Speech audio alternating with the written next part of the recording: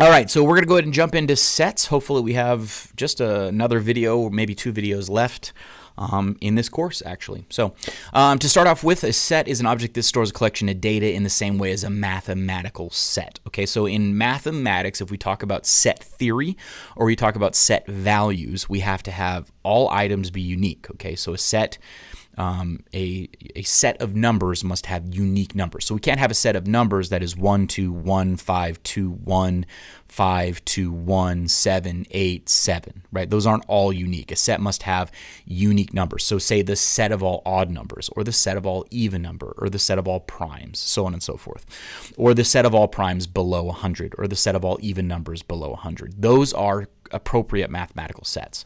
Now again, a set is unordered, so I can actually have a set that is 5, 2, 7, 9, 1, so on and so forth. Okay, the set is just put together in the way that a set is put together.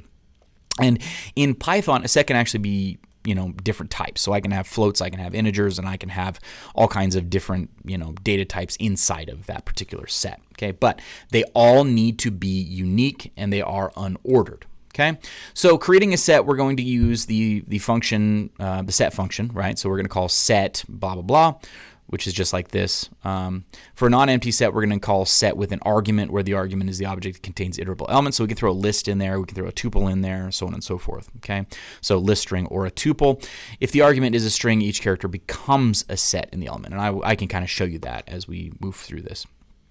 So obviously if the argument contains duplicates, only one of the duplicates will appear in the set. So if you have a list with 1, 2, 1, 1, 2, 5, 7, 8, there's only going to be 1, 1, and 1, 2, because the set only can comprise unique numbers. Okay, so obviously in these sets you can do all kinds of mathematical things. So you can get the length of it, you can add an element to the set, you can update the set.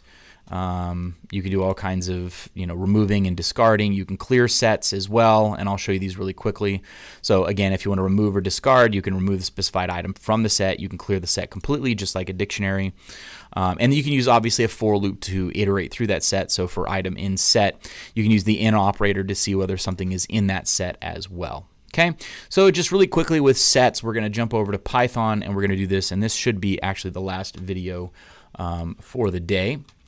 And actually for the class. So here we go. So with a set, again, we're going to create something that is a set. So we can actually just create the set argument. So let's say, just to demonstrate it, we're going to call this new list. And we're going to have a list of 1, 2, 3, 4, and 5. Okay, so we have this list called new list. We can actually convert this into a set just like such. Okay, so let's go ahead and just print set 1. All right, so you can see now 1, 2, 3, 4, 5. We have a set. Now, just to demonstrate that all things in a set must be unique, let's go ahead and add another 1 in here. Okay, so it goes 1, 2, 1, 3, 4, 5. Now, if I print this, again, we still only have 1, 1. Okay, the same thing goes with all repeated numbers. Okay, because they all must be unique. So 1, 2, 3, 4, 5 still, no matter what. Okay, so we have thrown a set. So we've created set 1 by using the set function. We've used this list. We've thrown it into a set, and we made it. Now again, you can explicitly generate this too, right? You can just throw in a list of stuff, and you can still have the same outcome. Okay, but you're creating a set using the set functions. All right, now what we can do is we can use some of these set methods. So we're going to throw new list in there, and we can actually just sort of observe some of this kind of stuff. So first and foremost, we know that set is 1, 2, 3, 4, 5. We can actually print the length of that. Okay, so this should be no surprise to you that we can use the len function for a set, because we can use the length function for pretty much every single sequence that we have. Okay, we can also add data if we would like to. Okay, so let's say we want to add the value 7. Okay, so set1 dot add, we can actually add the value 7. So now if I go ahead and print out set1, we can see that we are going to add a value to it. Okay, so 1, 2, 3, 4, 5, and 7. Notice how it just appends it at the very, very end. Now you can add a group of elements to a set as well if you want to use the update method.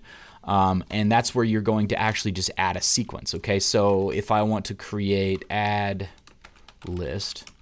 And we're going to go ahead and make that 6, 9, 10, and 11. Okay, so I can actually do set1.update, and then I can throw the add list in there. And now when we print that, you're going to be able to see that addition in the set. Okay, 1, 2, 3, 4, 5, 6, 7, 9, 10, and 11. Okay, so it went ahead and threw that all in there where it needed to be. Now notice, it is in ordered fashion because we're using integers. Okay, so I had 1, 2, 3, 4, 5, 7.